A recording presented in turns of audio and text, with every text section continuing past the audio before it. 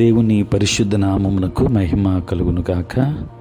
క్రీస్తునందు ప్రియ దేవుని బిడ్డలారా, ప్రభు అయిన యేసు క్రీస్తు పరిశుద్ధ నామంలో మీ అందరికీ ఉదయకాల శుభములు తెలియచేయచ్చు ఉన్నాను.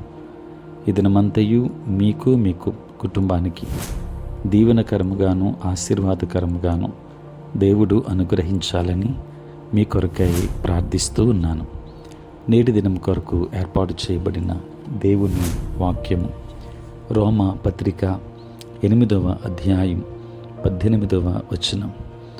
మన ఎడల ప్రత్యక్షము కాబోవు మహిమ ఎదుట ఇప్పటి కాలపు శ్రమలు ఎన్నతగినవి కావని ఎంచుచున్నాము.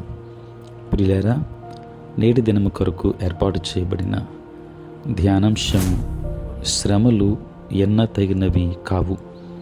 ప్రియులారా, ఈ లోకంలో ప్రజలు భయంకరమైన బాధలను అనుభవిస్తున్నారు.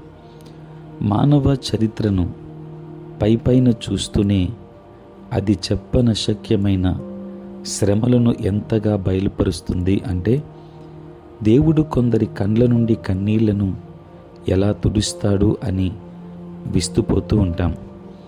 కానీ మన దుఃఖాల కంటే దేవుని బహుమానాలు ఎంతో గొప్పగా ఉంటాయని ఈ వచనం మనకు జ్ఞాపకం చేస్తూ ఉంది, మనకు నిశ్చయతను ఇస్తూ ఉంది.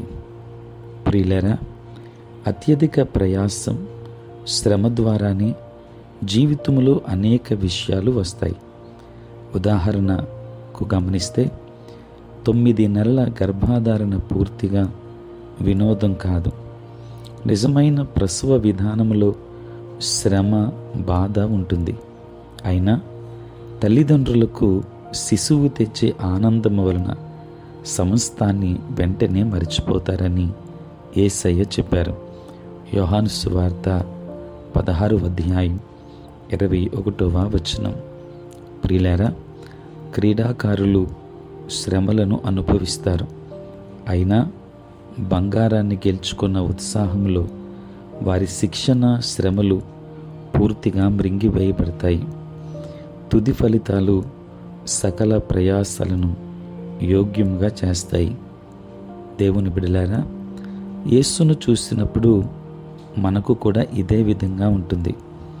చరిత్రలో అత్యంత అన్యాయాన్ని ఎదుర్కొన్న వ్యక్తి శ్రమ ప్రభువును ప్రేమించే వారి కోసం ఎదురు చూస్తున్న మహిమతో పోల్చడానికి యోగ్యమైనది కాదు.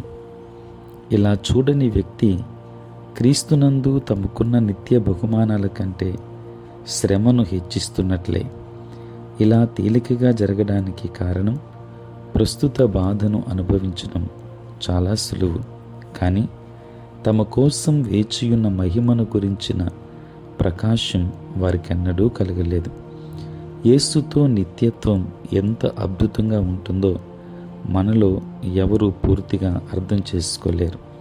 దేవుని బిడ్డలారా, నిత్యత్వములో అపరిమితమైన దేవుని ఆశీర్వాదాలను అనుభవించినప్పుడు ఈరోజు నీవు ఎదుర్కొనే శ్రమ వాడిపోతుంది అనే సత్యములో ఆనందించండి, ఆశీర్వాదాన్ని పొందుకొనండి. దేవుడు మిమ్మును మీ కుటుంబాన్ని దీవించునుగాక. ఆమేన్. ప్రార్థన. పరిశుద్ధుడైన తండ్రి, ప్రేమ కలిగిన ప్రభువా, మీ పరిశుద్ధ నామమునకై వందనాలు, స్తుతులు, స్తోత్రాలు చెల్లిస్తున్నాం నాయన. రాత్రంతయు కాపాడి సంరక్షించి సుఖనిద్రను మాకు దయచేసి మా జీవితంలో మరి యొక్క నూతన దినాన్ని మేము చూడగలిగే భాగ్యాన్ని మీరు మాకు ఇచ్చినందులకే స్తోత్రాలు. ప్రభువా, ఈ దినమంతా కూడా మీ సన్నిధి మాతో ఉంచండి, మీ ప్రసన్నత మాకు అనుగ్రహించండి. మా ప్రతి బలహీనత నుండి విడుదలనివ్వండి. నేటి మా పనులలోనూ ప్రయాణములలోనూ పరిచర్య అంతటిలో కూడా మీరు తోడుగా ఉండమని వేడుకుంటూ ఉన్నాము. కృప కలిగిన దేవ, ఉద్యోగస్తులు, వ్యాపారస్తులు, కష్టపడి పని చేసుకుంటున్నటువంటి బిడ్డలందరినీ దీవించండి. పనివాళ్ళను ఆశీర్వదించండి తండ్రి. చదువుకున్న బిడ్డలను జ్ఞాపకం చేసుకోండి, కావలసిన జ్ఞానమును వారికి ఇవ్వండి. నేటి మా పనులలో, ప్రయాణములలో, పరిచర్య అంతటిలో మీరే తోడై ఉండమని వేడుకుంటూ ఉన్నాము. పుట్టినరోజు, పెళ్లి రోజు జరుపుకొని వచ్చిన బిడ్డలను దీవించండి. నూతన ఆశీర్వాదాలు మెండుగా వారికి అనుగ్రహించండి. అనుదినం ఈ ప్రాతకాలపు ధ్యానములలో ఏకీభవించుచున్న ప్రతి కుటుంబాన్ని బిడ్డను ఆశీర్వదించండి. ఈ పరలోకపు ఆశీర్వాదపు వెలుగులు నాయన బిడ్డల మీద కుమ్మరించండి. దినమంతా కూడా మీ సన్నిధి మాతో ఉంచండి. మాటల్లో కానీ, తలంపుల్లో కానీ, క్రియలలో కానీ నేటి దినాన్ని ఏ విధమైన పాపంలోనికి జారిపోకుండా తండ్రి నీ పరిశుద్ధాత్మ కాపుదల సహాయం, సంరక్షణ ప్రభావం మాకందరికీ అనుగ్రహించమని, దీని దీవెనలతో నింపమని యేసయ్య నామములో ప్రార్థించి వేడుకొనుచున్నాం తండ్రి. ఆమేన్. తండ్రి, కుమార, పరిశుద్ధాత్మ త్రియేక దేవుని దీవెన సదా మీకును మీ కుటుంబానికి తోడై ఉండునుగాక. ఆమేన్.